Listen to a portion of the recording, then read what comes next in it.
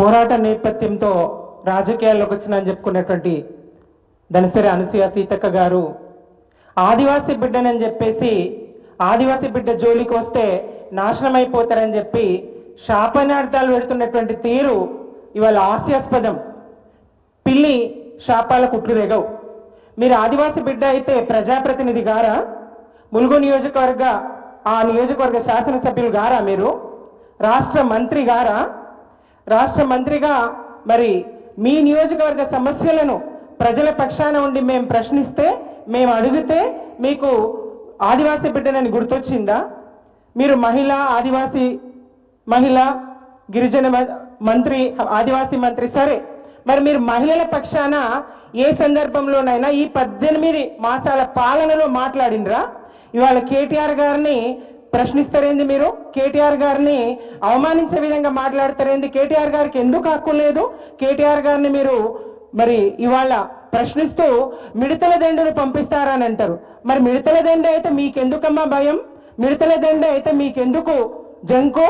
ఎందుకు మీరు ఇవాళ అబద్ధాలు ఆడతారు? అబద్ధాల పునాదుల మీదనే అధికారంలోకి వచ్చి ఇవాళ అబద్ధాలు మాట్లాడుతూనే మీరు కొనసాగిస్తారా పాలన?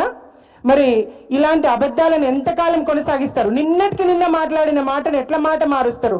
కేటీఆర్ గారు కాదు, కేసీఆర్ గారు రావాలి. రేవంత్ రెడ్డి గారే స్వయంగా అన్నారు కదా, ఆ మాటలు మీడియా ఇంకా మర్చిపోలేదు కదా, ఇది ఎప్పుడో సంవత్సరం కింద అన్న మాటలు కాదు కదా. మరి కేసీఆర్ గారు వస్తారా? కేటీఆర్ గారు వస్తారా? మోడీ గారు వస్తారా? కిషన్ రెడ్డి గారు వస్తారా అని సవాల్ విసిరింది ఎవరు?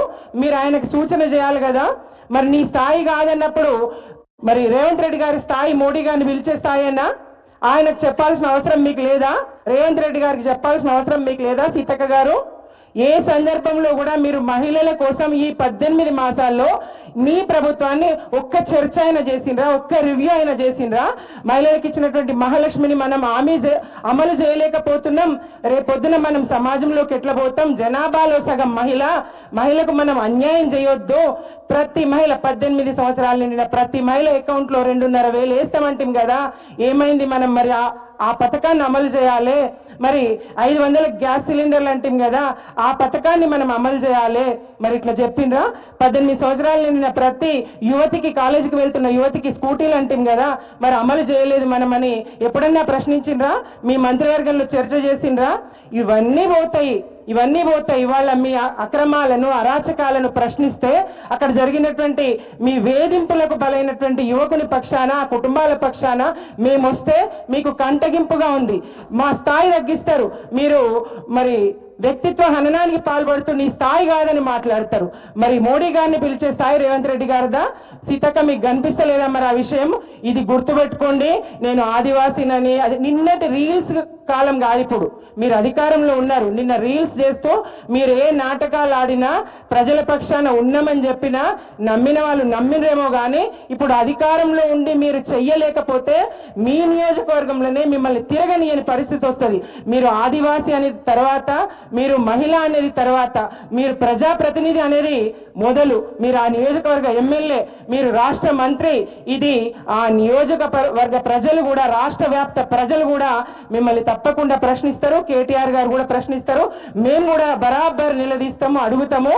ఇవాళ ఇంకొక సోదరుడు జగ్గారెడ్డి గారు అంటారు, రేపు పొద్దున ఇవాళ సోమాజీ కూడా ప్రెస్ క్లబ్ కు పిలిచిండ్రు, రేపు పొద్దుగాల కళ్ళు దుకాణంకు రమ్మంటారేమో అని. ప్రెస్ క్లబ్ మీకు కళ్ళు దుకాణం లాగా కనబడుతుందా? మీడియా మిత్రులు ఇది దృష్టి పెట్టుకోవాలి, మీడియా మిత్రులు గుర్తించాలి. ప్రెస్ క్లబ్ అయితే మరి అక్కడ ప్రెస్ మిత్రులు ఉంటారు. ఓపెన్, రేవంత్ రెడ్డి గారే చెప్పిండ్రు కదా, ఎక్కడికైనా రావచ్చు అని చెప్పిండ్రు కదా, అందుకే అక్కడికి వస్తే మరి వాళ్ళ చిన్నగా చేసి, ప్రెస్ క్లబ్ ను చిన్నగా చేసి రేపు పొద్దున ఇంకా కళ్ళు దుకాణానికి కూడా పిలుస్తారేమో అని చెప్పడం జరిగింది. ఇవన్నీ మీడియా మిత్రులు గుర్తించాలి. సీతక్క గారు కానీ ఇవాళ కేటీఆర్ గారిని విమర్శించే ప్రతి ఒక్కళ్ళు ముందు మీ వైపు చూసుకోండి.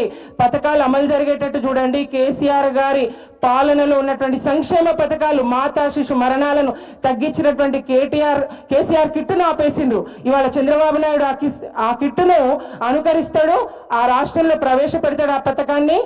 మరి గర్భిణీ స్త్రీలకు ఆ కిట్ అక్కడ ఇస్తారు, ఇక్కడేమో ఉన్న కిట్టును తీసేస్తారు. ఇట్లాంటి పాలన ఏ రకంగా చూసినా జనాభాలో సగమైనటువంటి మహిళకు అడుగడుగున అన్యాయం చేస్తున్నటువంటి ఈ పాలనను గురించి సీతక్క మీరు ఒకసారి రివ్యూ చేసుకోండి, మాట్లాడుకోండి. మీకు ఇది తగదు. మేము కేటీఆర్ దగ్గర నుంచి ప్రతి ఒక్కరం కూడా మిమ్మల్ని తప్పకుండా ప్రశ్నిస్తాం, ప్రజల పక్షాన నిలబడతాం.